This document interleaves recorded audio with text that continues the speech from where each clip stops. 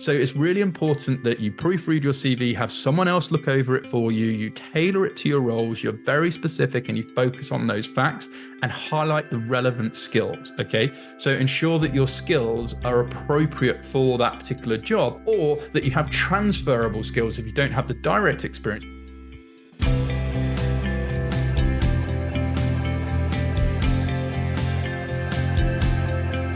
Hello everyone, and welcome to the Student Lawyer podcast series. Whether you're at school, sixth form, university, thinking about a career in law, or exploring law careers, you're in the right place. We are the one-stop shop for student lawyers. If you'd like to join the Student Lawyer as a writer, please email hello@thestudentlawyer.com.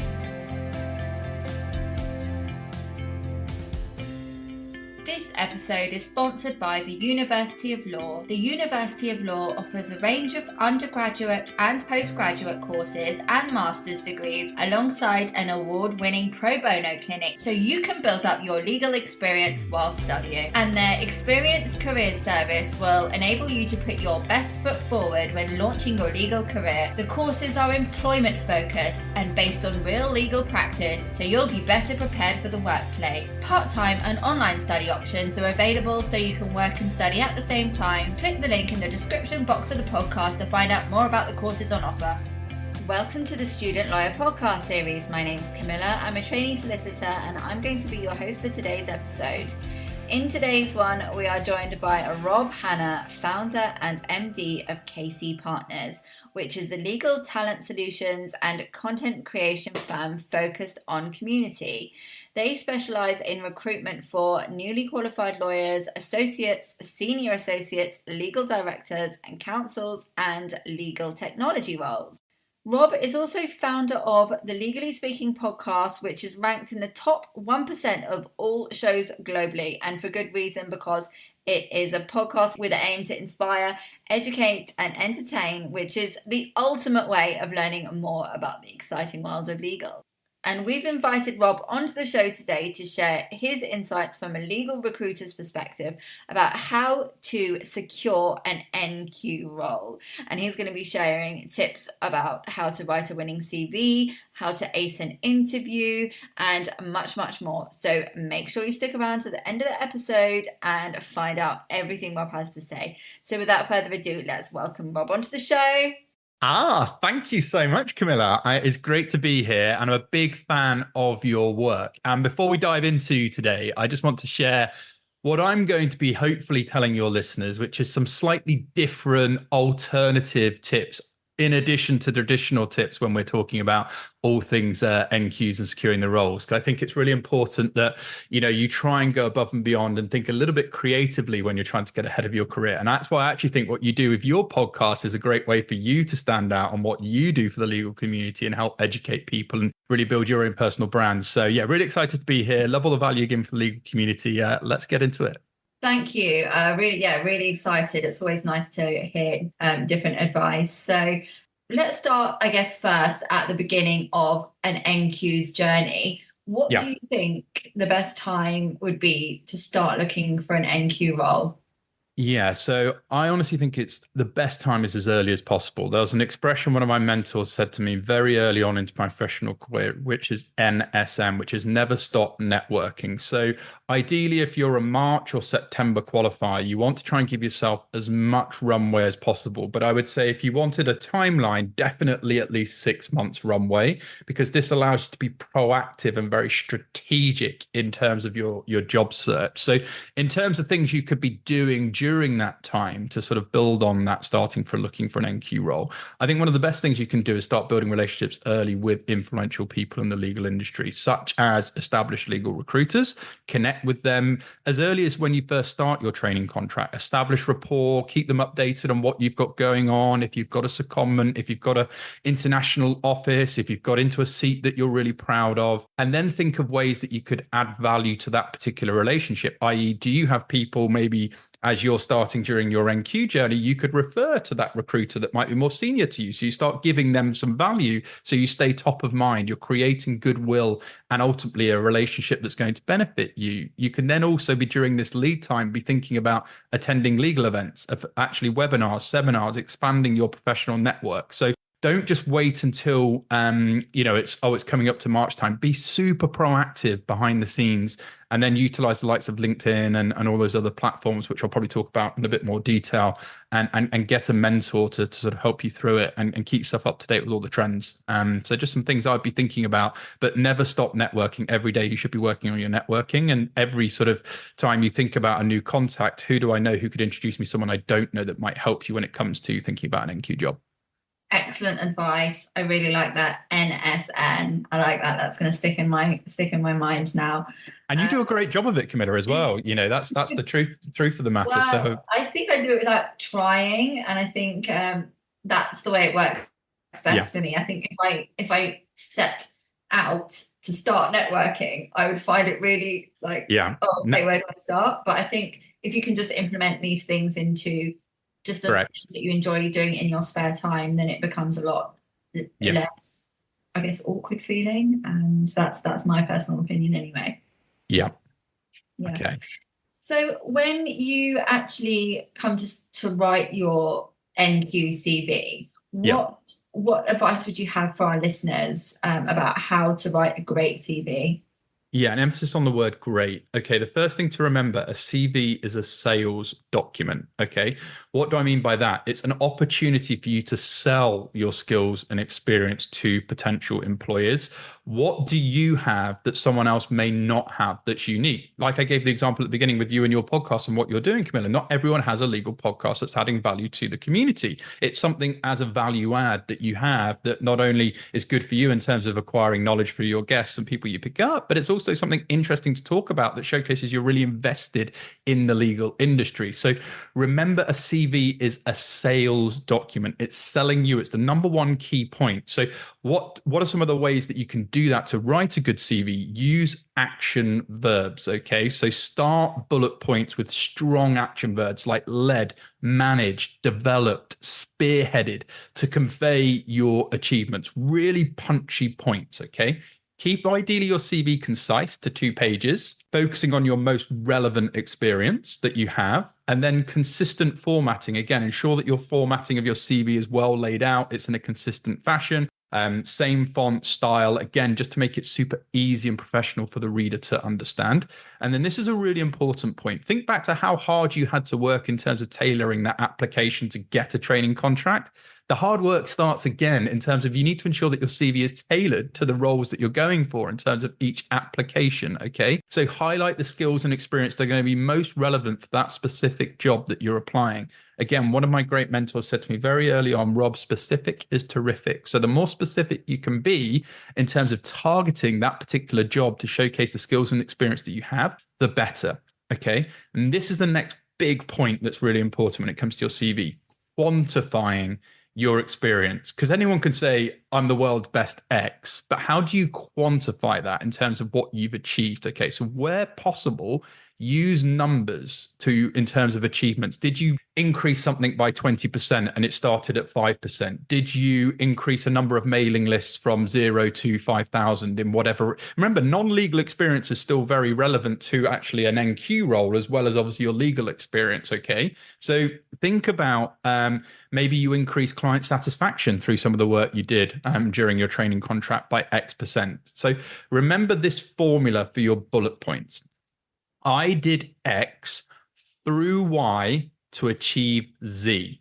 Okay, so led, it may be a client meeting through a series of whatever it might have been that resulted in, a 50% increase in client satisfaction off the back of these meetings. So short, sharp, that's a very basic example. It's really can be far better described than that, but you get the point. I help X do Y through Z. Never use I also in the CV. So it's like led this thing, quantify it, and put some metrics there, because again, you're selling through what you've actually achieved and what you've done, and you're not describing so the listener gets lost in the noise. And that's the way you're going to really stand out and make a great CV, because it's just like bang, bang, bang, bang, bang. It's really punchy. It's really kind of well thought out, and it's full of facts and evidence that showcase why you're great. Such amazing advice, and it's so actionable as well. I mean, and I'm sure some of the listeners are going to be going away and getting my CV and some of that. So thank you very much. Yeah. So Are there any common mistakes that you see in NQCV that our listeners should look out for and avoid? Yeah, I mean, there's some obvious ones, which again is just a little bit sloppy. There's typos, there's not enough facts. Again, the biggest one as I see what I call descriptive documents, not sales documents. So everyone describes what they've done, but there's no results attached to that. There's no evidence-based results. And remember, you're trying to sell yourself. Why is someone going to want to pick up your CV and carry on reading it versus somebody else's CV? So if you're just simply just describing things, there's no way that you're backing it up. It's almost, imagine you have that new person you meet in a new environment, a friend of a friend, and they say, "Oh, I've done this and I've done that and this, and this," and you can see immediately that there's no actual substance behind that, and they're probably just saying that. So, if you've been involved in something, well, what did you do? What was that particular impact you did, and how can you back that up? Okay, so really important that you don't create a descriptive document and have vague descriptions, and use really specific examples to illustrate your achievements. I also see the point that I mentioned before. People don't bother to invest the time to customize their CV. They think, it's a pain to do another CV for this job. Well, the reality is each law firm's different. Every corporate practice is exactly the same. Some might be focused on mid-market deals. Some might be focused on upper mid-market deals. Some might be more specialized in corporate M&A. Some might be more specialized in VC. So if you're just going to make your CV generic and not necessarily appeal for that particular role, you're not going to get a good chance of actually standing out. And that's another mistake, okay? So it's really important that you proofread your CV, have someone else look over it for you, you tailor it to your roles, you're very specific, and you focus on those facts and highlight the relevant skills, okay? So ensure that your skills are appropriate for that particular job, or that you have transferable skills if you don't have the direct experience. Maybe you've done 4 seats in your training contract and you really don't want to qualify into any of them. Not out of the question that you could potentially get an NQ job in a seat you haven't done, but showcase the transferable skills and experience and how that would be relevant for that particular job. Fantastic. I mean, I don't know what the percentage of people who don't tailor their CVs looks like, but I can imagine that if you go and put that half an hour in to actually tailor your CV, then probably your chances of reaching the interview pile would increase. Well, just imagine you're the interviewer. I think put yourselves in the person that's likely to be interviewing and reviewing your CV. And do you really, truly, deeply think that sells you enough to be compelling enough for them to invite you in? Remember, people are busy. People have a lot of time, haven't got a lot of time. They really want to be interviewing the best of the best. So if you showcase you've really researched and really got the valuable skills and experience that's going to be relevant to them, or showcase that you have the ability to do that, that's what's going to get you through the door. Absolutely. And what does a typical NQ interview look like? Yeah, this can vary from firm by firm. I know I sound like the lawyer here with it depends, but it can to some degree. But generally speaking, first things, law firms are not looking for you to be the finished article. The reality is most of you may have only done 3 or 6 months in a particular seat. And if you're qualifying into an area, they fully understand that technically there's going to be levels of development that you're going to be needed. Okay. So the first thing you don't need to try and prepare for is to think, how can I present myself as a 5 PQE that I know everything and I can run a transaction or run a matter end to end by myself. That's not the case. They're recruiting on ability, motivations, and that's a key thing, is really understanding your motivations and your experience to date. So they're going to be wanting to know, why are you interested in that particular firm? What is the value that you think you could bring to that firm? Of course, they'll be asking you about your experience to date, and there may be some technical questions within that. But again, if there's something that you don't know, be very open and candid about that and say, look, that wasn't actually something that was covered in my role, but the way I would think about answering that question, or things that I would do, or I would confer with these people to showcase your kind of problem solving skills or your ways you would go about approaching things, rather than saying,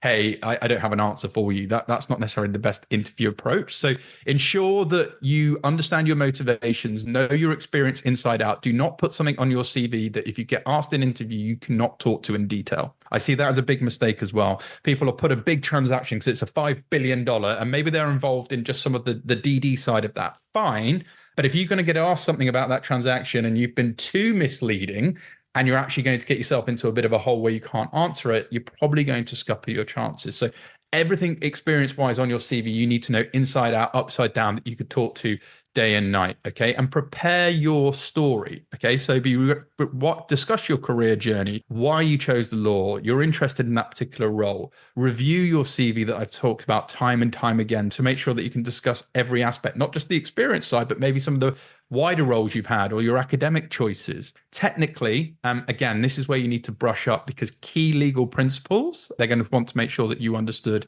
or know, particularly related to that practice area. And then another thing to make sure you can expect in an NQ interview is a chance for you to ask questions. Now, a chance for you to ask questions is a chance for you to sell. Okay. Do not say, where do you see the practice in the next 5 years? It's a really boring, outdated, just you're asking a question because you need to ask questions. So think about, what do you genuinely, truly, deeply want to know that's going to come across in terms of, I'm really invested and interested in this in this firm.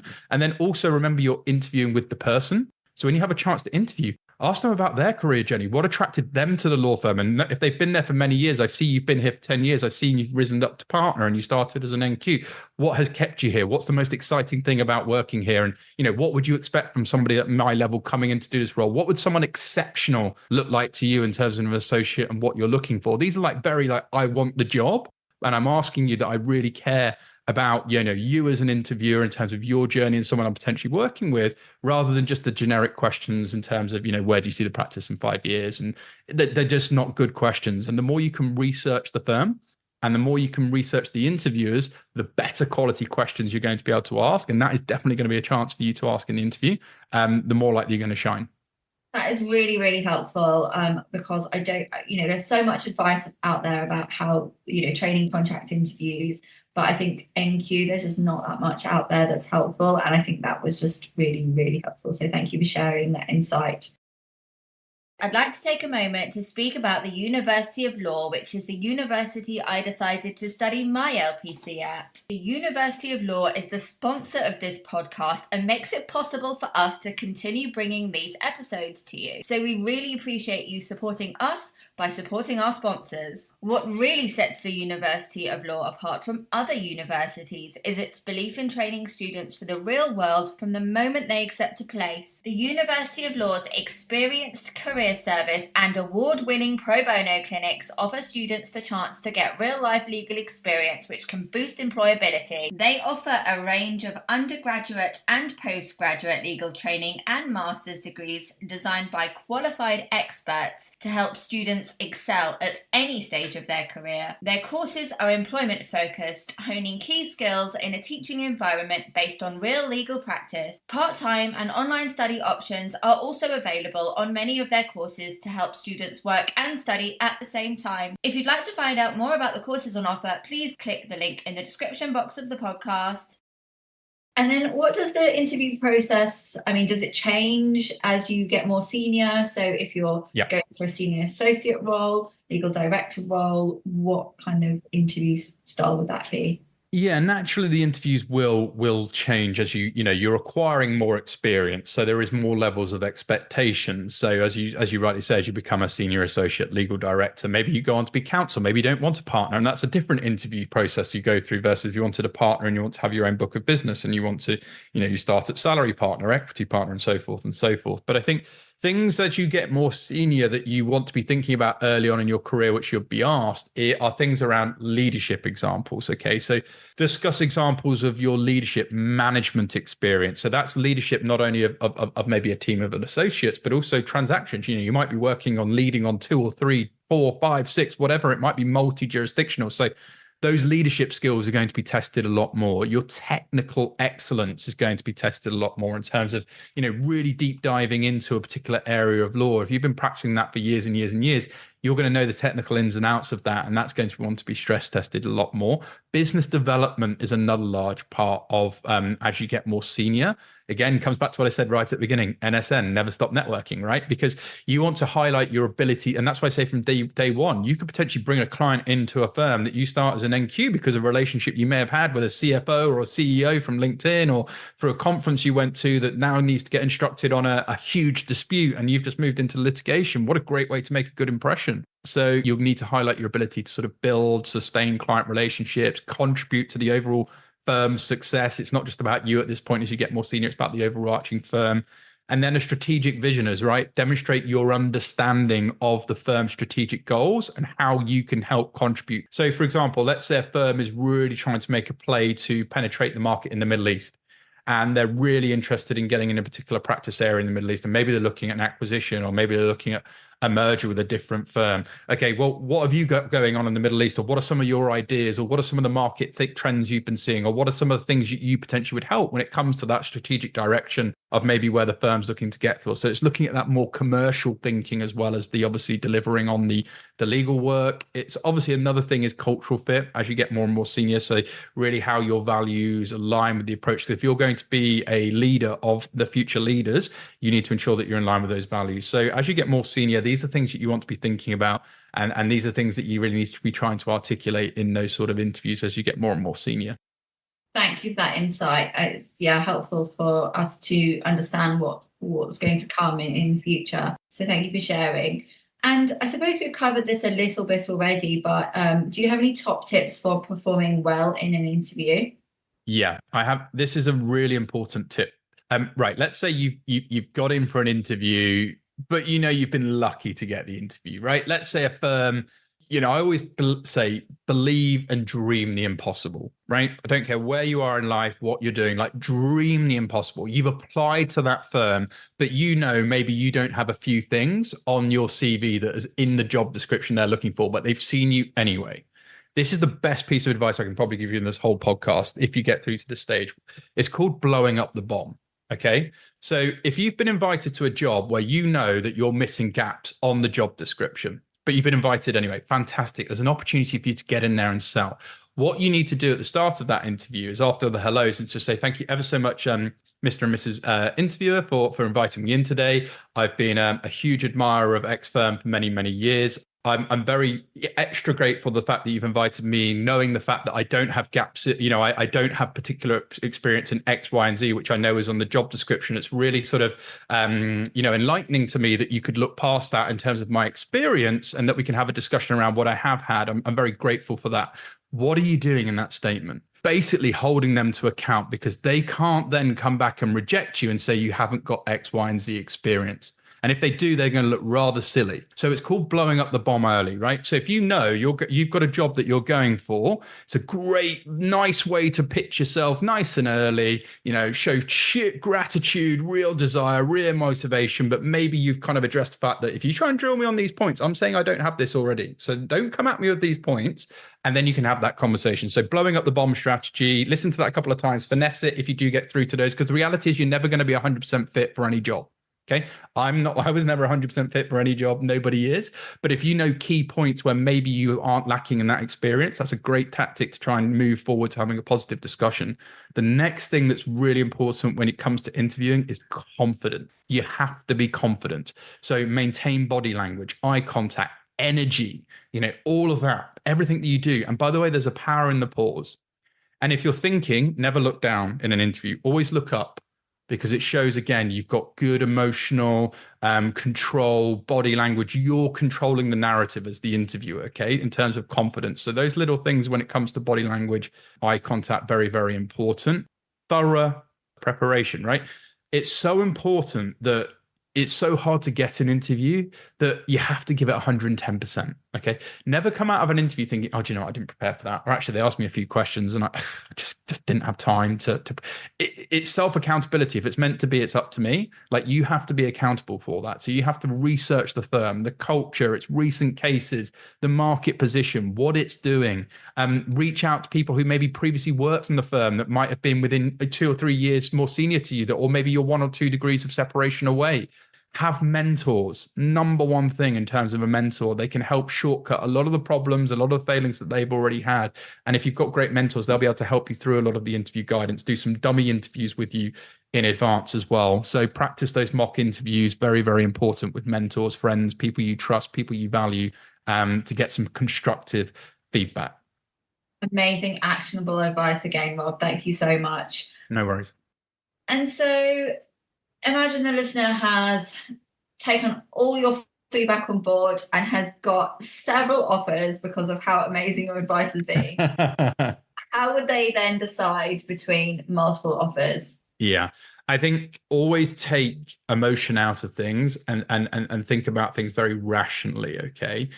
So what do I mean by that? You want to weigh up the pros and cons and then think about how they fit in line with what your career goals and aspirations are. Like I said, you may not necessarily fit all of the job description. There might be a job that sort of fits 7 out of the 10 things that are very important to you that's more on the pros and cons side. So really think about what's most important to you. Professionally, personally, is this firm going to allow me to have a work-life balance? Because as much as I want to be in the law and I want to be a high-profile lawyer, I'm not prepared to sacrifice my time to be able to go and see my young family or to go to the gym or socialize. So jot down, if you've got multiple offers, you're a position of strength. And obviously you can use these offers to negotiate with other offers as well, flexibility. But what's most important to you and what's an absolute non-negotiable for you? Then I would always say, trust your gut. Trust your gut, that instinct that drives you towards the right choice. Because if you have an inkling in the back of your mind saying, and this is where you need to be very careful who you take advice from. Your family, bless them, they most probably love you and really want to do what's right for you. But if they're not in the industry and they're not understanding the intricacies of maybe what one job offer might be of another, or maybe they've heard of one firm because they have a bigger reputation than another, it's really important that you trust your gut, or when you've done your pros and cons or taken advice from people that genuinely understand the marketplace, really understand what might be right for you. Because I strongly believe certain firms that are very prominent now, there's going to be some challenger firms that are going to be the ones that you would probably want to be part of as the future, because they're a little bit more nimble, they're thinking a little bit more creatively, entrepreneurially, and so forth. So yeah, trust your gut, pros and cons list, align with goals, think long term, think of your career as building blocks. So let's say you've got multiple offers, but none of them were necessarily your dream job. That's fine, because you can take this job as a stepping stone to your next. Gone are the days where you'll go to one law firm and you'll stay there forever. There's too many different options now. There's too many different career routes, and people get bored. People want a new challenge. So think of, okay, this job that I'm taking, these are the skills that I'm going to acquire. It's going to give me access to these skills. I'm going to increase my market value through these technical skills in this role, and it fits with this, and this. This is the right role as part of a longer term career goal strategy for me, rather than taking something else. So really important that you think about your long term and sort of what I call as a building block move. And then the other thing is just to say advice from trusted mentors, colleagues, people that you respect their opinion, and then ultimately you make the final decision and own your decision. Incredibly helpful. Thank you so much, Rob, for coming on the show. You have given so much fantastic advice. I will definitely be going back through this and making notes. I think it's just so much in there. But how can listeners contact you? Yeah, the best way is on LinkedIn. So it's you can give me a follow on there. It's just Robert Hanna, KC Partners and Legally Speaking Podcast. If you put that into search, I should come up. Or if you would like to drop me an email, it's just rhanna@kcpartners.co.uk. Wonderful. Okay, well, thank you again for joining us, and thank you to the listeners for tuning in. We will see you in the next one. Goodbye.